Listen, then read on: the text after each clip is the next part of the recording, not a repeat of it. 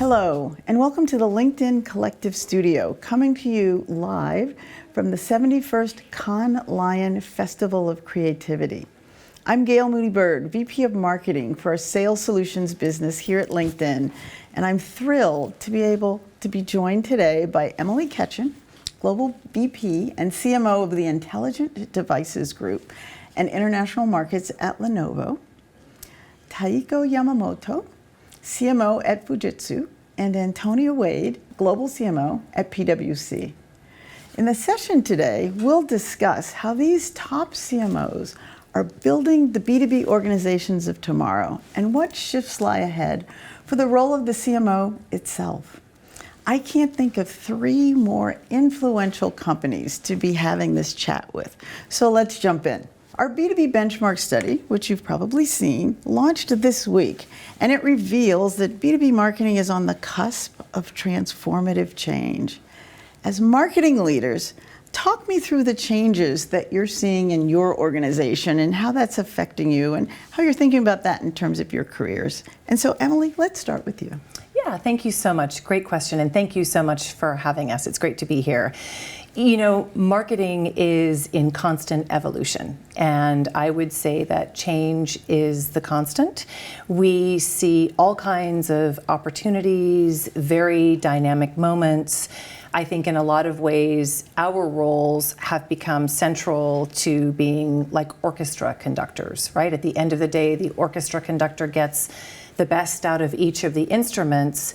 And as we think about how audiences are changing, how consumers are changing, how businesses are changing, what is important, I think, is relevance and how you're able to make your brand relevant to those audiences. And in the context of B2B, here we are at LinkedIn, certainly one of the most important platforms for B2B marketers today. I think that it's about maintaining your story to your audiences. And we are the voice of the customer at every turn. And if not us, then who? So I think it's very important to stay close to those emerging trends, what customers are facing, and how we as brands can intersect and help customers with all of the things that they're thinking about and that they're challenged with. Yes, so the voice of the customer is so important, and customer experience. So I sometimes think of myself as Chief Customer Officer as well as Chief Marketing Officer.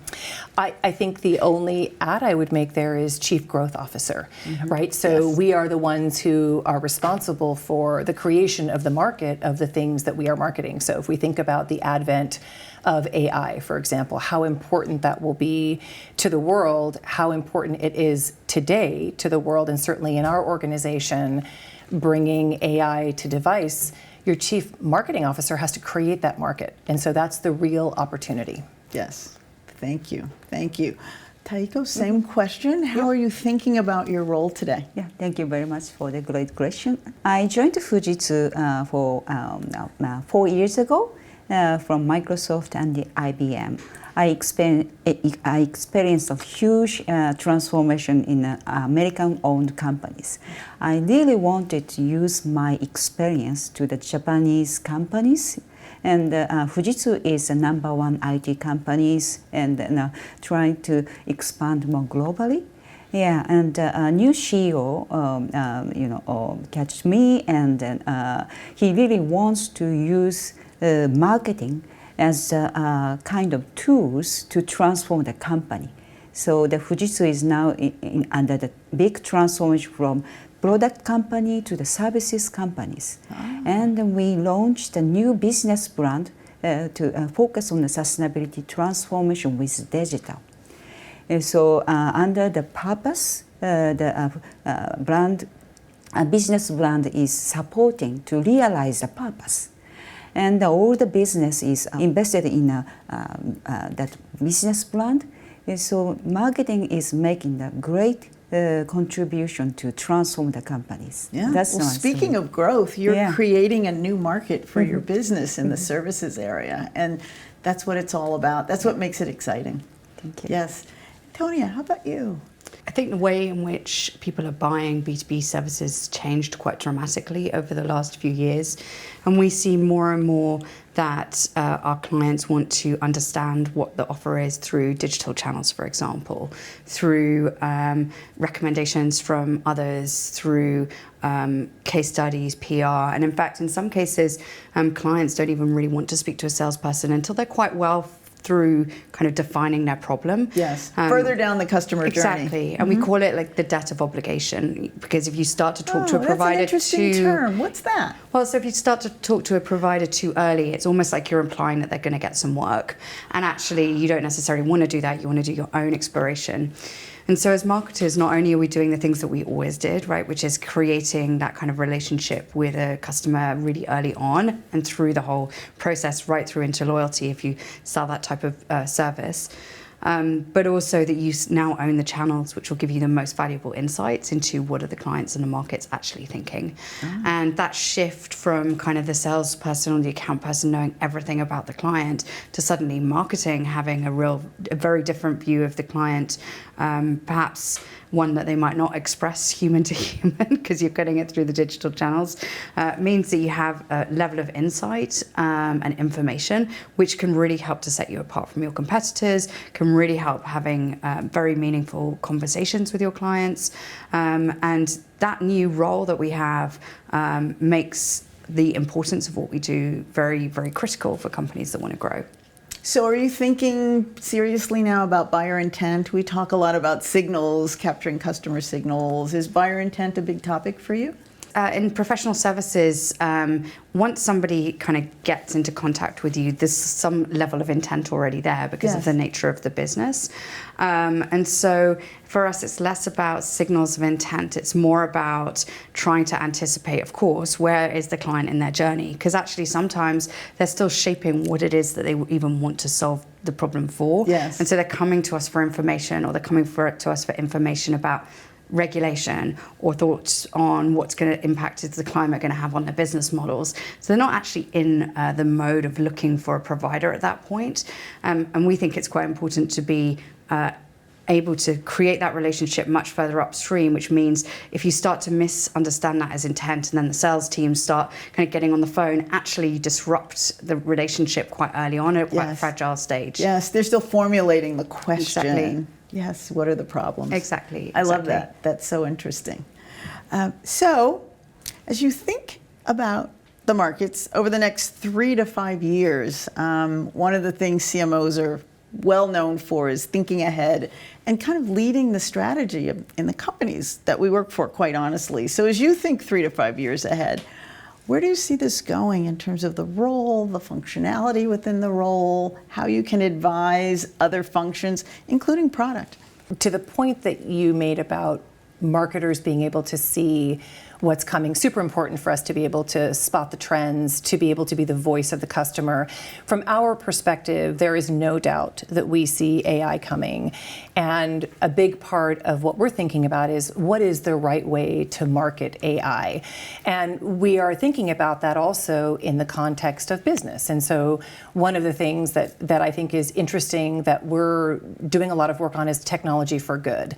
And so we have a program that we launched in the United States 3 or 4 years ago, and the latest iteration actually has us working with Queen Latifah and a number of small and medium businesses in North America that are owned by women or by minorities and people of color to bring together what their technology needs may be and Queen Latifah's image that they can use in their advertising, which is fascinating. We've worked with over 1,200 small and medium businesses in North America, and the AI part of this is super interesting because as she lends her likeness to these different companies, you want to make sure you do that in the right way, and that's where the AI comes in. And so it's been really gratifying to look ahead and see where the market may be going, where it may be shaped, the importance of businesses driving business, which I think is super important, and the investments that we've made in technology, in mentorship of these businesses, and being able to provide Queen Latifah as such an incredible and extraordinary entrepreneur herself as part of the program. So that's been very, very gratifying for us. How innovative. But thinking of innovation, I know that you've been thinking about sustainability. Yeah. And I wonder what you'd like to say about some of how you're building the future using sustainability as a topic. According to our survey, the CEO's top of mind is now shifting from the business to sustainability, or maybe the balance between the sustainability and business. So sustainability needs a technology to make it happen. Yeah, and then we did some surveys, and that change leaders is always good at using technology, of course, including the AI and data analysis. Yeah, and so we provide the solutions to support our customers' sustainabilities. Yeah, and so also Fujitsu ourselves will be a kind of role model case study. And then we share our experience to the customers. And then that's the whole concept of our new brand, that so-called Ubans. Yeah. And I saw you were at Davos last year, and so you were really taking that beyond the market that you serve to try to impact the broader conversation about sustainability. Yeah. That's so interesting. So 2 great cases of innovation. Antonia, different question for you. As we think about times of change, some companies keep up with the pace of change and others are left behind. As change agents in the market, and I think that's what PwC does so well, how do you think about being that sort of that beacon for companies? How do you think about being on the right side of change? How do you make sure your organization is on the right side of change in terms of how you represent yourself in the market? It's quite interesting. So we do a CEO survey every year, and this year we found 48% of CEOs saying that they think that their business will be out of business in the next 5 to 10 years. Percent? 48%, because of the transformative change that we all need to go through. So this idea of business model reinvention, and how do you do that? We see industry sectors start to blur. We see businesses acquiring different businesses and morphing into something new. And in order to do that, you have to work with a professional services organization that you trust to do new and difficult things. And at PwC we have the advantage that we have, of course, strategy and technology, but we also have risk and tax and assurance and understanding the regulatory environment, because you have to be able to see the ups and the downsides of every opportunity. And actually, I studied architecture at university, and you learn when you're an architect that as soon as you fix one problem, you create another. Yes. And I think about that quite often when I think about change, which is you fix one thing, something else you need to, so you're always balancing out like what's the upside of doing something versus the downside of not doing it. And I think in order to be able for our clients to have that conversation, they need to have a really trusted partner to be able to help them to kind of navigate through that. And so as we're positioning ourselves in the market, what we rely on quite a lot is, our clients telling other people that they've trusted us to do the work. So that's where case studies and testimonials become so important in terms of our marketing mix. You know what's so interesting in that? That 48% is something they will admit to you, but they can't admit to their own organizations. So how do you build, in a marketing communication sense, that trusted relationship to get that kind of information so that you really know how to get to the essential pain, right? Because there's something that's unspoken about what they're telling you, but how do you get them to the point of trusting you enough to even reveal that information? Well, I think there's a few things I mentioned before about, and when we're talking about buying intent, we do a lot of thought leadership, so we give a lot of our perspectives for free because we think that that's important for clients to be able to understand how we think about things, how other clients are thinking about things, and we think that that's quite an important part of, how we position ourselves in the market. we're a relationship-based business, so of course our people are a hugely important part of the mix. So there's already a trusted relationship. Exactly, exactly. And so, you know, and we also try and connect our clients as well, so that, you know, whether it's panels like this or roundtables, summits. so that they can talk to each other about what it is that they're doing and learn from each other. And I think that that's really appreciated by our clients, because they like that opportunity to be able to discuss these big topics with their peers. One of the things we learned through a company that we do research with is how much anxiety there is around, for example, the topic of AI, but no one can admit that because they've got to help their organizations charge forward. But there's a lot of fear of unknown. Right. And having that trusted relationship is so important. So we're so glad you're doing that work. Well, thank you. And it is interesting, I mean, just going back to the question before, I mean, the AI will radically transform marketing. It just will. And so that's probably something that we're all experiencing at the moment, which is, you know, how do you make it not feel very fearful for your teams who can see that their jobs are going to change almost in some roles out of recognition of what they are today, and how do you empower them to reskill and re-equip themselves to learn new things when they're kind of feeling a bit threatened by the tech. So. Yes. So sales and marketing are among the most impacted roles. We do a lot of skills research, so it's development and computer science, it's retail, and sales and marketing are third. So how are you transforming your organization? Just thinking about adoption of AI, training of AI, where are you using it? Do you have any interesting use cases yet for your team? Yeah, so we've wholeheartedly embarked on using it and training our teams. We have something called Chat PwC, which is our kind of own internal version, so that we can kind of use each other's information better. We've taken a task-based approach to looking at all of our marketing, and then looking to assess, you know, which of those tasks are best suited for AI.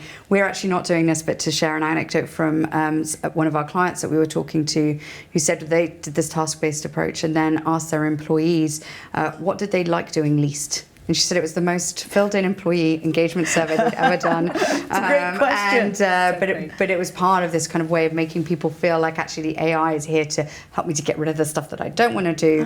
And that was how they prioritized what they did.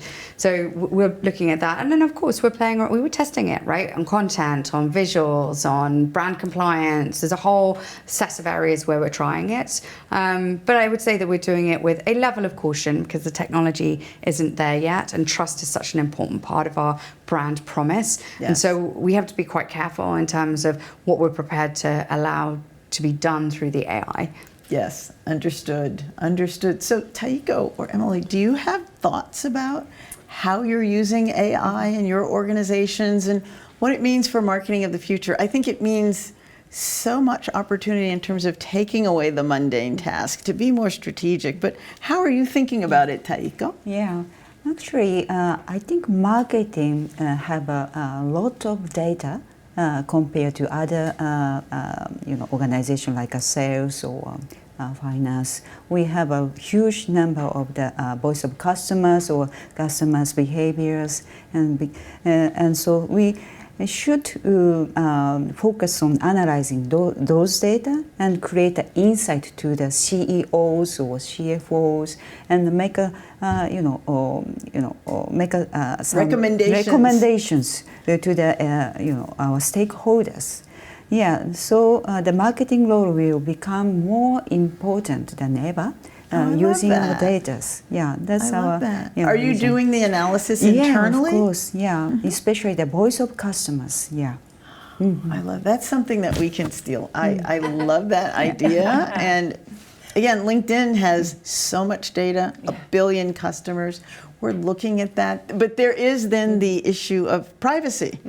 And again, as you said, how you treat customer data. But I love that use case, and we'd love for marketing to be more of a thought leader in terms of development. So how are you thinking about it? And I know you've mentioned AI a couple of times, but thinking about it in terms of the shape of your org and how you're getting people to adopt it without fear. Yeah, so I think it's super, super important. And so what we've done is we've actually established an AI governance council and organization inside of Lenovo for the marketing organization. Net new employees? Or? It's not net new employees, it's all employees. And the governance council it's been in existence for maybe 8 months or so. So we sort of stepped in fairly early on. We collaborate in this governance council with our legal team, our compliance team, our finances team. They all have a stake. And what we've done is spent a lot of time understanding from our team members and employees what's important to them. So we went out and did a survey. Sounds similar to some of the things that you've done. And we surveyed the teams to say, what are you most interested in learning more about, right? Yes. And what part of that is important to you? The teams responded to us. And so what we've done with that response is we've prioritized a couple of organizations. We've gone out, obtained licenses and seed programs to be able to experiment with the AI and actually teach folks how to use it appropriately. I think one of the things that you've hit on is privacy, but I also think there's a very important set of ethics that go along with this, Yes. and the importance of transparency, of communication. And so bringing team members into this council, sharing very openly based on their feedback, where we're going to put the energy in terms of upskilling, learning, sharing. The program just launched yesterday in terms of the first Oh, my training module. goodness. I know, That's how timely great. is that? Okay, how timely. And I think we'll get a ton of engagement from our team members on this. And people want to know more. They're curious, right? There's so much about AI. One of the things that I think is great, Gail, is last year at this Festival of Creativity, there was so much conversation. This year, there are tangible programs and results. It's real. People are doing, it's super real, right? Great examples that we've had this afternoon, even thoughts that you're sharing. And I think that's really important. And at Lenovo, we stand for smarter technology for all. So we believe upskilling is super important, having conversations about it, being transparent, setting those guardrails, and adapting, because surely it's going to change. And one thing I would say is your organization doing this? And if they're not, they need to be. They need to be embracing it, and they need to be thinking about this as thought leaders in marketing. Again, as we represent the customer, and you've heard all of us talk about that, Yes. we need to be in the right seat to be able to take that to the next level. So we're working on it, and it's been really exciting. It's also a way to bring our teams together, which has been great. Yeah, what an exciting time to be a CMO. Very dynamic. So, what are the skills of the ideal CMO of the future? So, Antonia, I'll start with you. When you think about the skill set of the perfect CMO, I think it's changing. The balance is changing. We talked a little bit about brand versus demand, but how do you think about the CMO of the future? I think the CMO of the future will have to have a lot in common of the successful CMOs of today, by which I mean less a skill but an attribute, but being curious and open-minded about new ways of doing things, I think is critical. If I think about in the last 20 odd years that I've been doing B2B marketing, it's changed beyond recognition, from kind of golf days and goodie bags and brochures to what it is today, right? Where we are on the leading edge of the client insights for the organization and developing products and growing markets. And so, you can't do that unless you're curious and eager to learn and open to doing things in new ways. I think the CMO will always need to be able to interpret the really interesting, creative insights that we get into really tangible business language, and really continue always to explain to the board why what we're doing is creating new revenue streams, more loyal customers. And I say that because more than any other function, kind of one of the best things about marketing is that everyone's interested in it and everyone has a point of view about it. And one of the worst things about marketing is that everyone's interested in it and everyone has a point of view about it. And I don't see that changing, because marketing's wonderful. And, I get so much more, should we call it advice, about marketing than any of my colleagues in legal or finance get about their discipline and their craft. But, and so I think that will continue to be important. And then more and more, I've got to think that as we look to the most successful B2B companies of the future, I think some of these divides of marketing and sales and digital and brand, they're just going to go away. You're going to have a genuine chief customer officer who is all in on the customer. And I think successful companies of the future will be those that break down these slightly artificial and old-fashioned internal silos. Especially for our organization, the sales marketing divide is gone. We don't have room for it. If we're not joined at the hip in terms of making decisions, even talking about how we make investments, You know, what we're thinking about, what we want to go to market with. The great partnerships are the things that move organizations forward. So we're moving closer and closer to sales in our organization. Exactly, and as I Yes. talk about in my book, there's no part of the conversation by with the way, client. mention I love your book and I'm ordering it, but Thank mention you. it, please. No, but I know, well, we're going to look it up. But but what I talk about there is that there's no part of the value exchange between an organisation and its buyer that is 100% owned by marketing or 100% owned by sales. That is just so old-fashioned. It's all about kind of both, but in Yes. just different quantities depending on where the buyer is in the cycle. And I think if you have that attitude towards it, you're going to be much more successful than those that are still in this kind of, you know, where are my leads? Why haven't you followed up my leads? I mean, what a waste of time, right? I think so. I think so.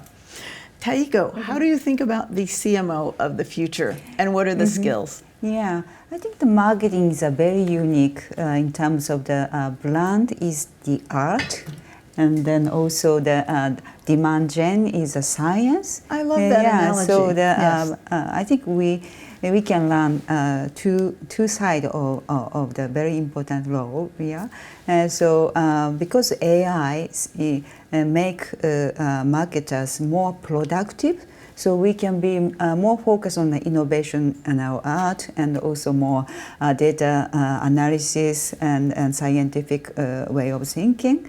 And so we can become more, how can I say, the advisor to the CEOs. We really need to be closer to the CEOs, and then make an advice for the company strategy. Great. You're the person like, what does our customer think? So Yeah. you get that question at the table, and that earns you a seat at the table. Yeah. Yes, yes. Emily, how do you think about skills of the future? And how are you thinking, even in your own career, like what are the things you're thinking about that relate to what our other two guests have said? I think the ladies have done a great job of talking about those very essential skills for the future. I think a lot of this anchors to our ability as disciplinarians to be adaptable and to be able to change and move with where the world is going. You know, 2-3 years ago, AI was not a topic, but other things were. So I think, you know, being adaptable, I think being a great listener and really listening to insights from customers. How interesting that 48% of CEOs say they may not be in business. And you talked about the trust equation, but that's also about future-proofing. And so if you're listening to your customers and carefully thinking about what they're facing, I think it's super helpful. So you have adaptable, you have being a great listener, and I think being curious is super important. Yes. I'm always asking questions. Yes. My team know that when you set 30 with Emily, you're going to need 45 because I'm going to have 60 questions. And I think that also engenders an environment that is very inclusive. You're not going to assume somebody has all the answers. I want Right. people to ask questions. I want them to challenge convention. I want them to be in it with me in the solutions. I want them to feel a sense of ownership and that they're bought in. And the last and the fourth thing that I think is super important for all CMOs and for actually all leaders as we step into the future is a real sense of kindness. There's a lot happening in the world. There's a lot of conflict. I love bringing the human element Bring the into human this. element. We are the voice of the customer. And so having some empathy for customers. I feel like Antonio was super empathetic about customers having some real challenges. I feel like at Lenovo, we are all about solving those challenges for our customers, for our consumers, for our Gen Z customers, for our gamers, for all kinds of businesses, small and medium businesses, enterprise businesses. And the role of kindness is really important. Again, lots happening in the world, and it doesn't cost you anything to be kind and to be respectful. And I think people perform better when they feel safe. So for me, that's really important, and it's important to model, it's important to seek out, and I think it's going to be very important in organizations of the future. Well, as people think about B2B, they think of it as sort of cold, Like we're not people. interesting, not related to humans, but it's B2B2C, number one. But number two, because of the pace of change, it's so important to have compassion and empathy and just give everybody a sense of no matter what happens, need to be very agile, but we'll be safe. We'll figure our way out through this. We'll have a growth mindset. That's right. It's a constant evolution. Yes. And it's how you adapt and listen and be curious and be kind. Yes. I think that's a perfect place to end. So Emily, Taiko, and Antonia, thank you all for your insights as we prepare as leaders for what's ahead in B2B marketing, and really B2B marketing and sales. So for our audience, keep your eyes on the LinkedIn Collective and ads pages for more Con 2024 content. Until next time, take care.